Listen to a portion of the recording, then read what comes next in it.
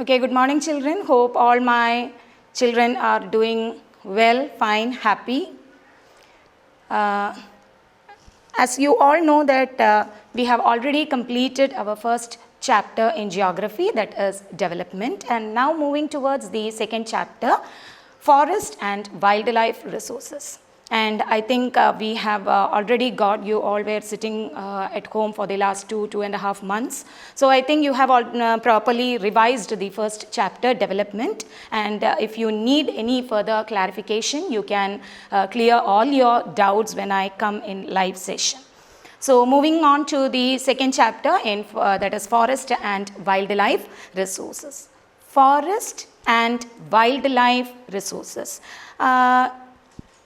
See, you have already studied in 9th standard one chapter in geography, that is natural vegetation and wildlife. I think you know what all things you have studied in natural vegetation and wildlife. So this forest and wildlife resources is just a continuation of that chapter, that is natural vegetation and wildlife. See, in 9th standard you were mainly concentrating towards the relief features of India. That is first chapter you have studied the position of India, size and its location. Further you have studied about the different relief features we have.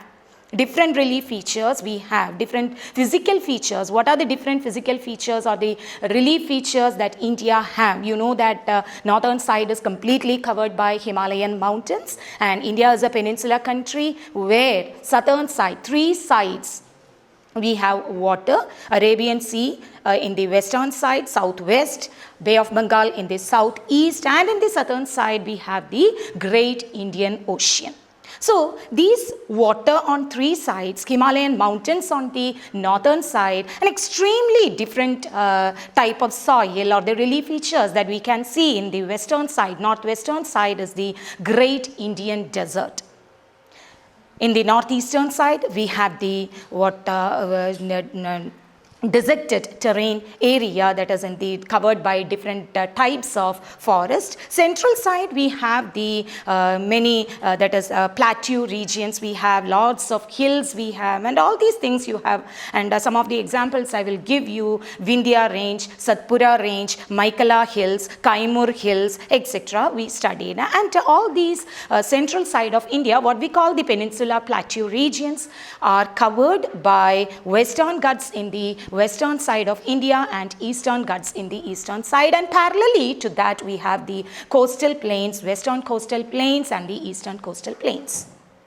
Because of the different relief features that we have, that makes India a different, that makes India a unique. See, no other country in the world is having this much different varieties of relief features. So we can say that we are too lucky in living in India. So now our topic is forest and wildlife. Why we are focusing towards this type of natural resources? You know that, as I have already told you, that the whole of the geography textbook in 10th standard aims towards how to take India to the level of economic development. How to take India to the level of economic development. So to change India from a developing country to a developed country, we need what? Human development. First of all, we need to attain human development. Human development will be possible only through human capital formation. For that, we need education. Education is important. At the same time, we need to maintain a proper health. So these are the 2 important factors in order to achieve human development. So through human development only we can achieve economic development. So to achieve economic development, we need to achieve human development. To have human development, we need what? Resources. Because through resources are what you have already studied in the first chapter, that resources are, we cannot say all the things found in the environment as a resource. Only those things which have the capacity to satisfy the needs of human beings, what we call utility or value. The particular thing found in the environment should have certain value or utility. Not only that, it should be technologically accessible, economically feasible, and culturally acceptable. So only such commodities can be called as resources, and one of the most important resource which is very essential for the survival of human beings, you have already studied last chapter, that is in the first chapter of geography, that is land or soil as a resource. We can't separate land from soil or soil from land. So apart from soil or land, what else we need? Another important, apart from the soil and land, what else? What other natural resource we need for our survival? That is what the forest and wildlife resources. Forest is needed, wildlife is needed. Because, see, we are living in a particular ecosystem where we need the interrelationship, or where we are living in an environment where we need to interact with all the types of plants and animal species. Without plants and animal species, survival of human beings will be impossible. So in the very lower class onwards, you might have studying the importance of forest. As you reached in 10th standard, you know that forest provides shelter, forest provides firewood, forest provides fodder too, forest provides fruits, likewise. Many things, medicinal plants, forest, and it maintains a balance in the ecosystem. So, forest, how forest and wildlife plays an important role in our life. How forest and wildlife plays an important role in the life of human beings. This is what we are studying. We are living in an environment where we are interrelated with each other. What we call it as biodiversity. What we call it as biodiversity. Bio means life. Bio means life, where there is life. Human beings have life, plants have life, animals have life. So all these things in environment, you have already studied in lower classes that we have 4 spheres. Hydrosphere, atmosphere, lithosphere, and biosphere. Biosphere is an area where there exists life. So, we are living in a large ecosystem, large environment where we are interrelated with lots of plants and animal species.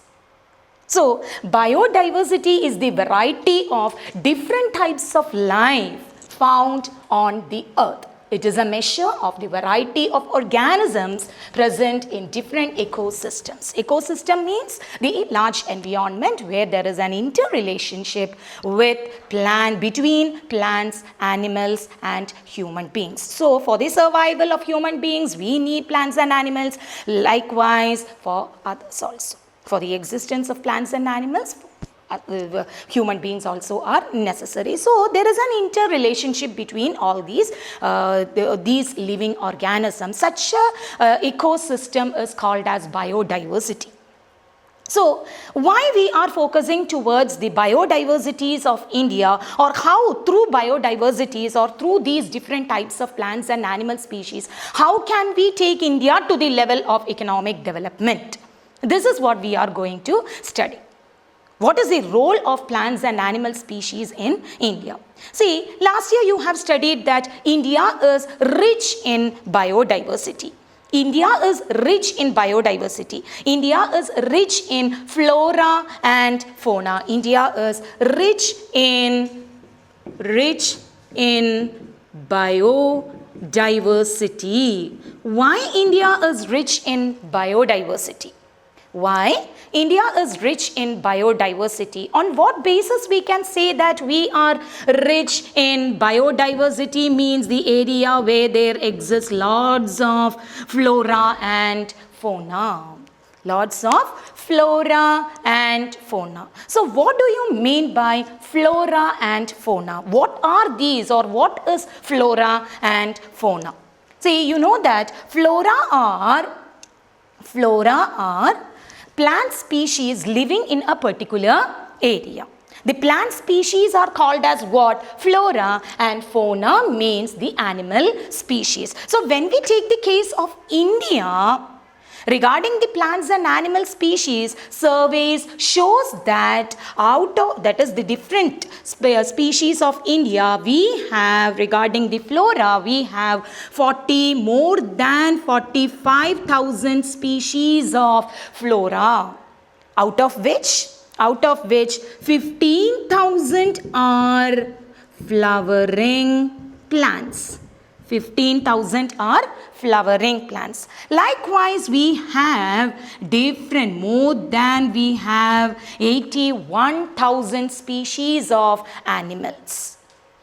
It doesn't mean that 45,000, more than 45,000 plant species are there. It means that more than 45,000 varieties of plant species are there. Likewise, we have more than 81,000 animal species. Apart from this, we have many amphibians, mammals, reptiles, birds, fish, butterflies, etc.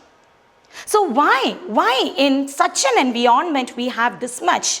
Because of what reasons all this many varieties of plants and animal species are existing in India? So that also you know that India is a country where we experience an extreme climatic condition. Different varieties of climatic condition. You might have remember in the last year in climate chapter you have studied both in physical features of India and in the climate chapter you have studied that the physical features of India like latitude, altitude, distance from the sea, what we call continentality, distance from the sea, ocean currents, rest of the relief features of India like Western Ghats, Eastern Ghats, Himalayan mountains, etc. plays an important role. Likewise, the pressure and wind system.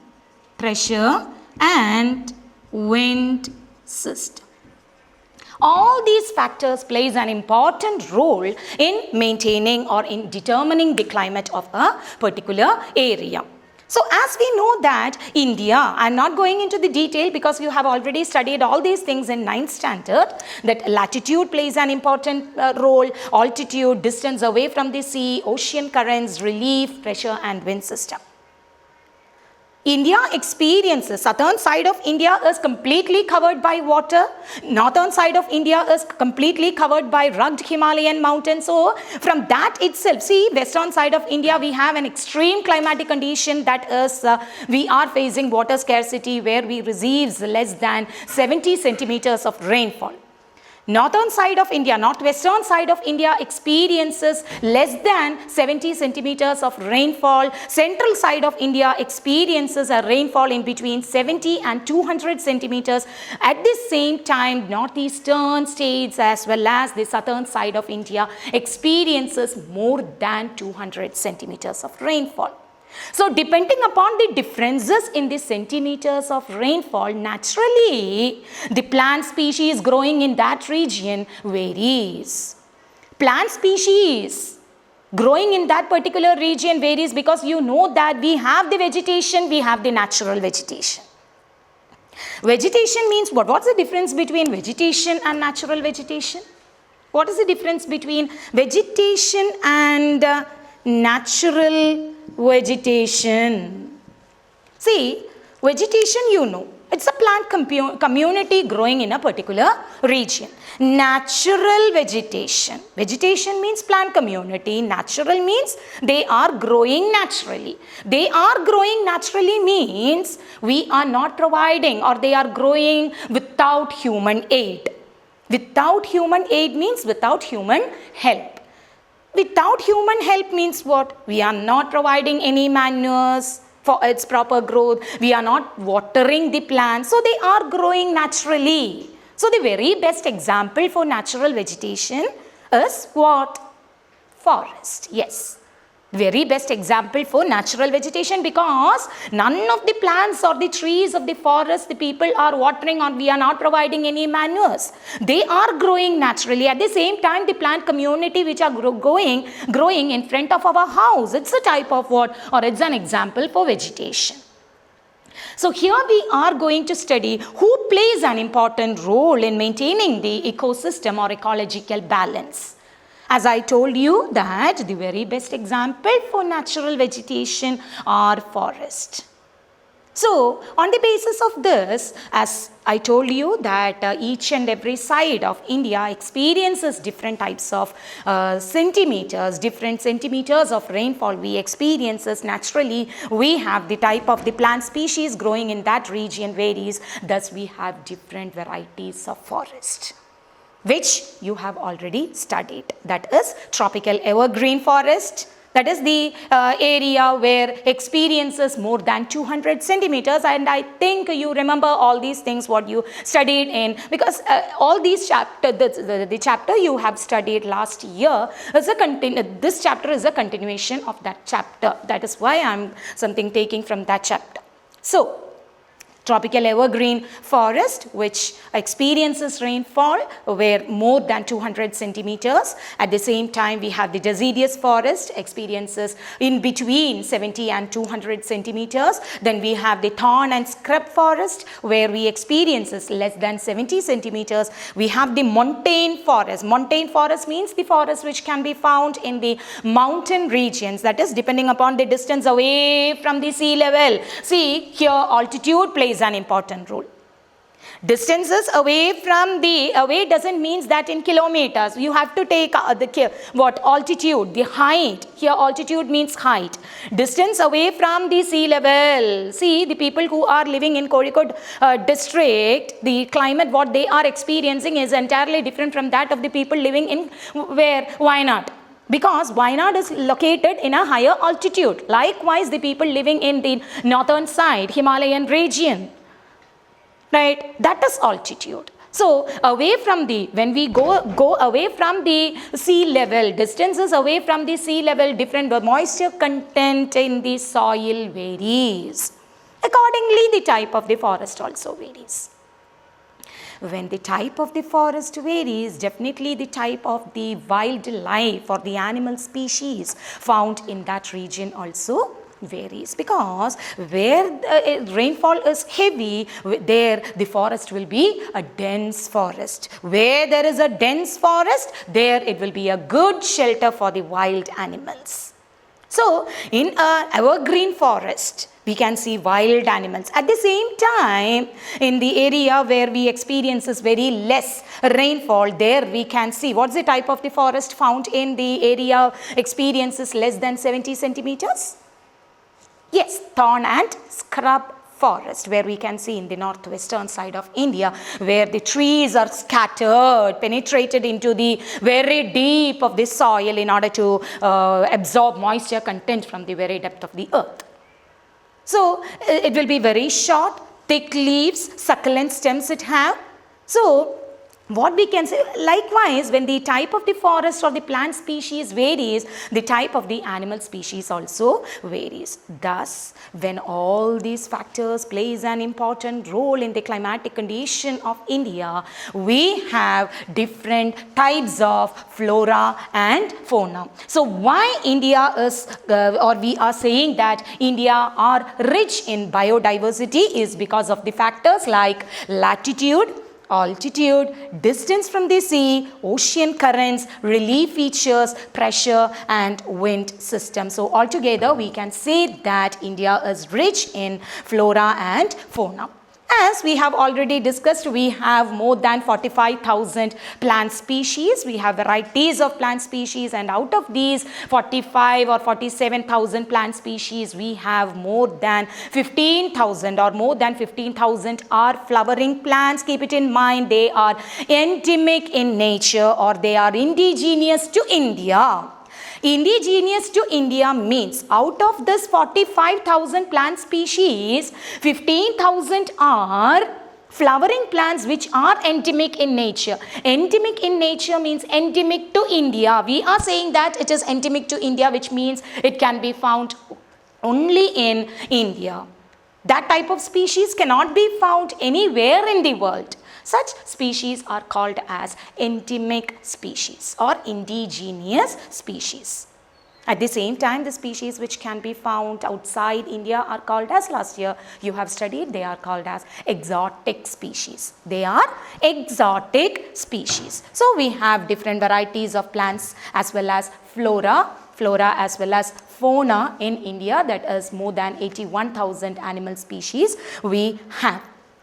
Flora and fauna, these are the different animal species, wild animal species.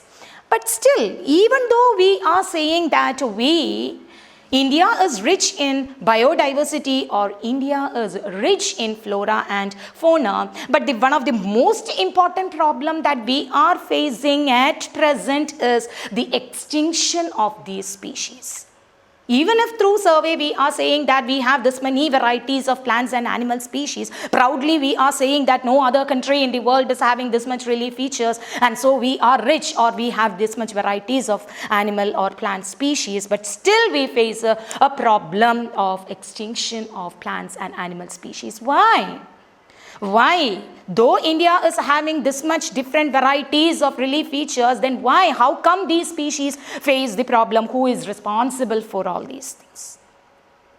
And that itself we very well know that animals can't or the animals won't do anything which harm them, or plants cannot. So who will be responsible?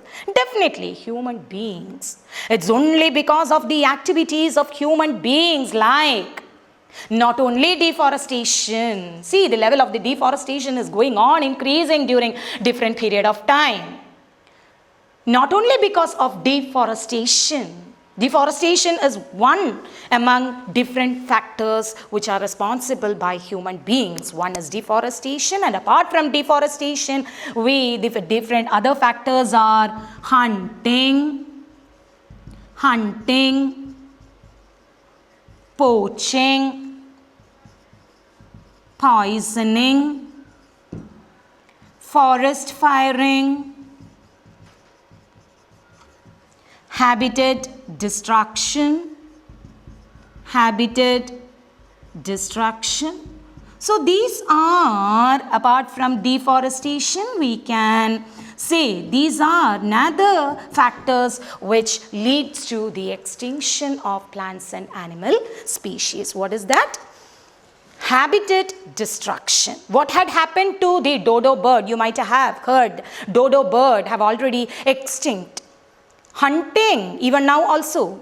Actually, hunting have been banned in the year by the government of India in the year 1972 through Indian Wildlife Protection Act. Legally it is banned, but still we can. Poaching, it's a type of stealing.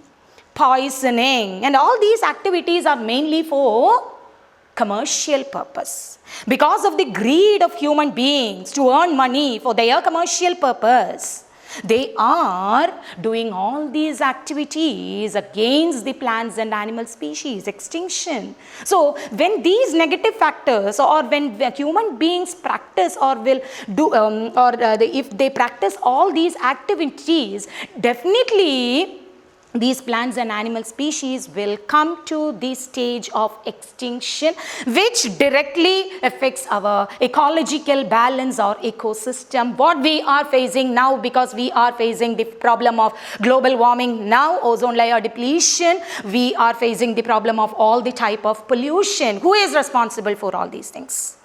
Human beings.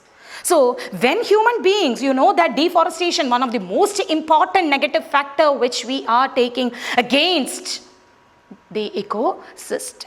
So because of these factors, the problem that we are facing is we are not having, many of the plants and animal species have already extinct. You know that you might have heard of Asiatic cheetah, which is the fastest land mammal in the world, which can move almost 112 kilometers per hour. So this Asiatic cheetah, it is being declared as an extinct species in the year 1952 by the Indian Forest Department from Asia. It is being considered as an extinct species. Forest spotted owlet is being considered as an extinct species. Pink-headed duck, very beautiful duck, very beautiful to see. All these species have already extinct. Who is responsible for? Human beings. Likewise, the plant species like Hubbardia heptaneuron, actually it comes under a wide variety of what is that called, grass. Likewise, Maduca insignis. It's a type of plant species which comes under mahua. It's a type of wide mahua. So all these species have already extinct, and surveys shows that many of these species are under endangered category. We need to think, human beings need to think, why? Who is responsible? Can we do all these things against these plants and animal species which are very much essential or necessary for the survival of human beings? So, what are these? See, as we all know that, as I have already told you, and you know that we are facing the problem of extinction of plant species, and even the last survey itself shows that our national animal, tiger, comes under endangered category. Tiger itself is being considered as an endangered category. So, we have to think, it's time to think ourselves whether our activities, whether it is good or not. Whether we should practice or go in the same way, whether something is needed. So, whether any measures to be taken by the government, from the side of the government, to stop all these things.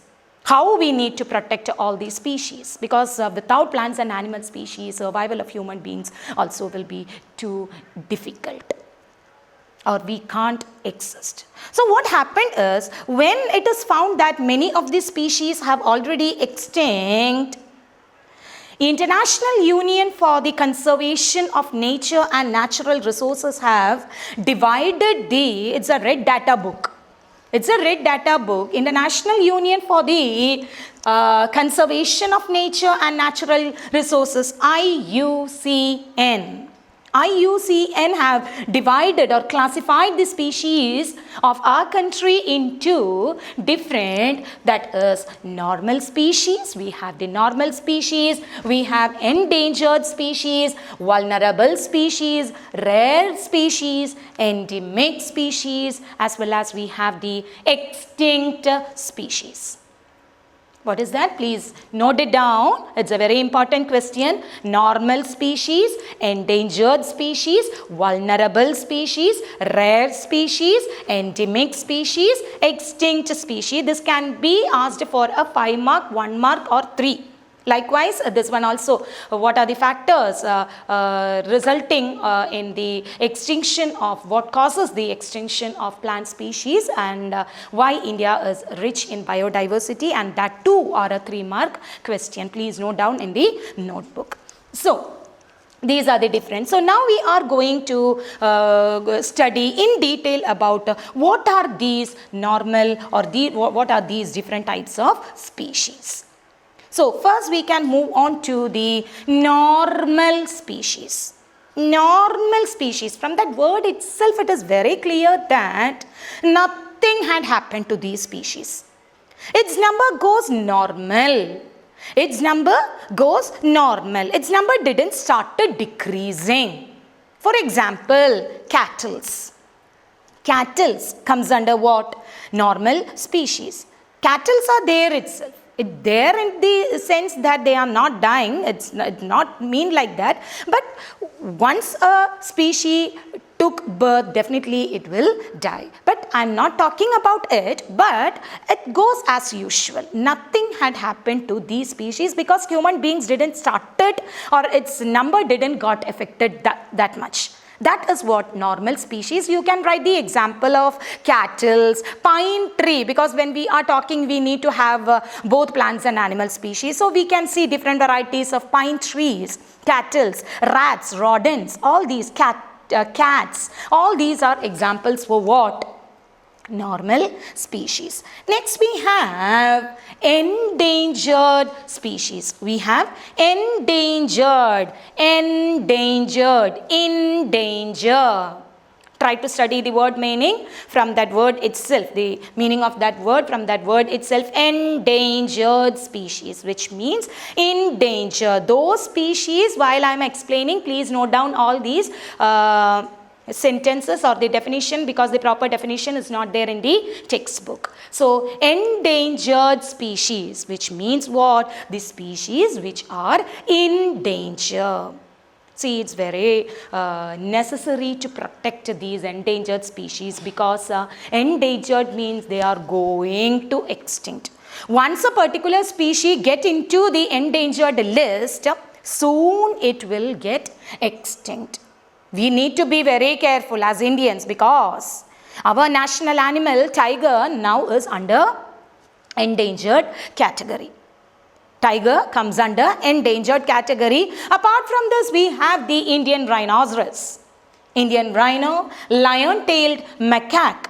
All these are. Hornbill is an endangered species. Hornbill, which can be found only in the Western Ghats region. So these species are called as what? Endangered. Likewise, Himalayan yew, you might have heard of Himalayan yew, Y-E-U, which can be found only in that Himalayan region, especially in the Himachal Pradesh and Arunachal Pradesh region, because see, this Himalayan yew is a medicinal plant. Himalayan yew is a medicinal plant which can be, from which a chemical compound called Taxol can be extracted. What is that chemical compound called? Taxol. Taxol can be extracted, which is an anti-cancer drug, because you know that nowadays the most important disease that most of the people are facing is the cancer. So this Taxol is being, the chemical compound called Taxol is being extracted from the medicinal plant called Himalayan yew. As this disease is a common disease nowadays, we human beings started exploiting all these Himalayan yew in the Himalayan side. So now this Himalayan yew comes under endangered category. So endangered species means those species which are in danger, going to extinct. So we need to what? Protect these endangered species. These are some of the endangered species: Indian rhino, tigers, lion-tailed macaque. See, lion-tailed macaque is a type of monkey. Then we have the vulnerable species. We have the vulnerable. See, vulnerability, vulnerable people. We are saying, we used in different areas, we are using the word vulnerable. Vulnerable means vulnerability or vulnerable people means the people who are facing some problems. Because of, see, for example, if tsunami occurs in our region, or if the present situation we can take as corona, COVID-19. So the people or the family who have this disease, so those who are under quarantine, so all these people are facing the problem of, or we can call that people as what? Vulnerable people, which means that they are facing some problem. So vulnerable species means what? Species which are facing problems. Which are facing problems. See, what problem they are facing? What are the problems they are facing? What we discussed earlier, that is habitat destruction, hunting, poaching, poisoning, forest firing, deforestation. All these are the problems. If human beings continue these negative factors or continue their activities of all activities such as these hunting and all, what will happen? These vulnerable species naturally will enter into the endangered list. Once a particular species get into the endangered list, soon they will get extinct. We can take the case of vulnerable species, Asiatic elephant. Asiatic elephant is being considered as a vulnerable. They started facing problem. Crocodile is a vulnerable species. Gangetic dolphin is a vulnerable species. We have the penguins, very beautiful penguins, that also comes under vulnerable category. Likewise, we have the blue sheep.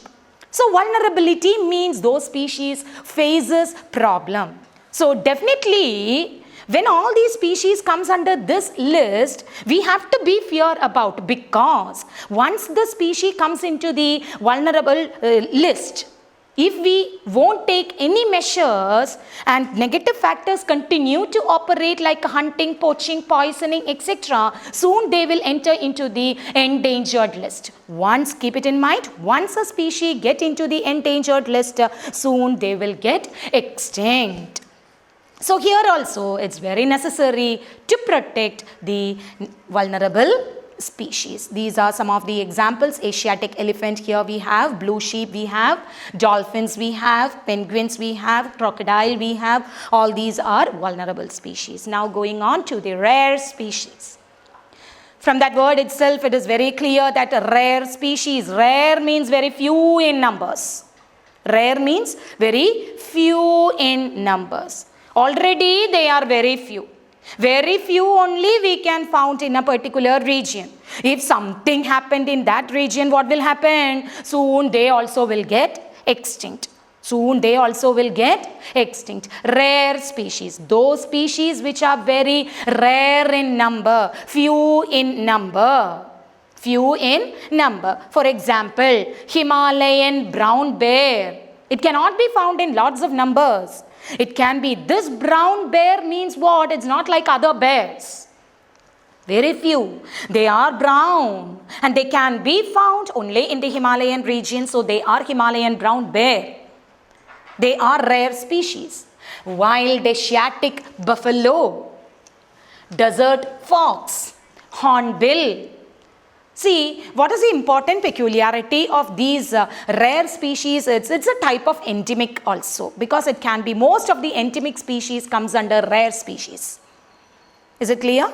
Because hornbill, I told you that it can be found only in the Western Ghats region, so it can be called as an endemic species. Likewise, in that Western Ghat itself, hornbills are very few in number, so that can be, comes under, or that will come under what? Rare species list.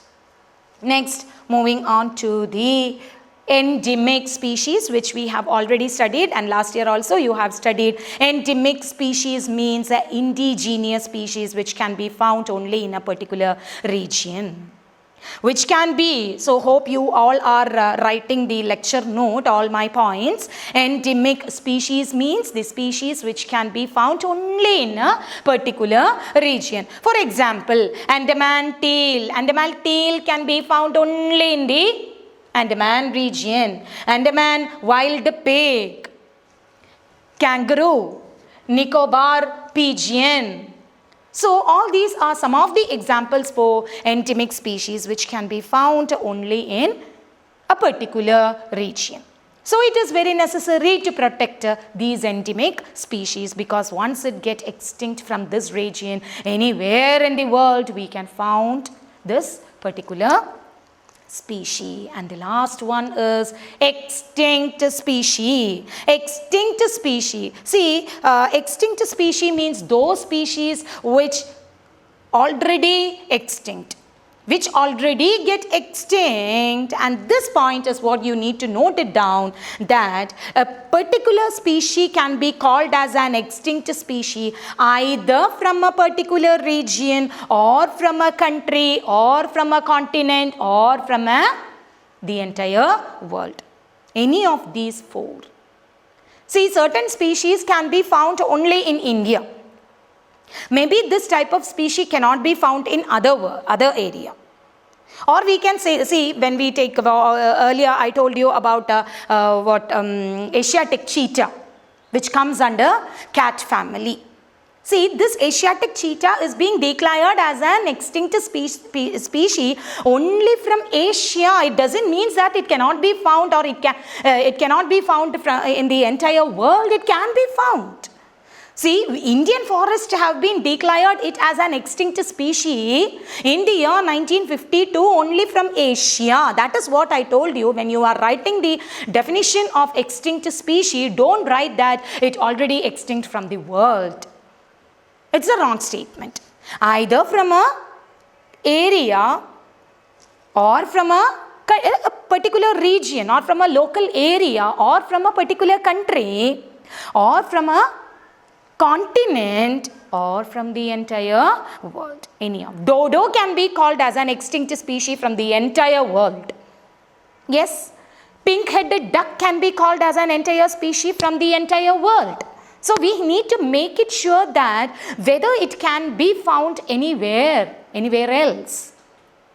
Extinct species. So what we can sum up from all these things is, even if we have all these different varieties of species which IUCN have categorized, it's time to take certain measures, because actually except a normal species, all other species are actually facing extinct. Okay, we can't say anything regarding extinct, they have already extinct.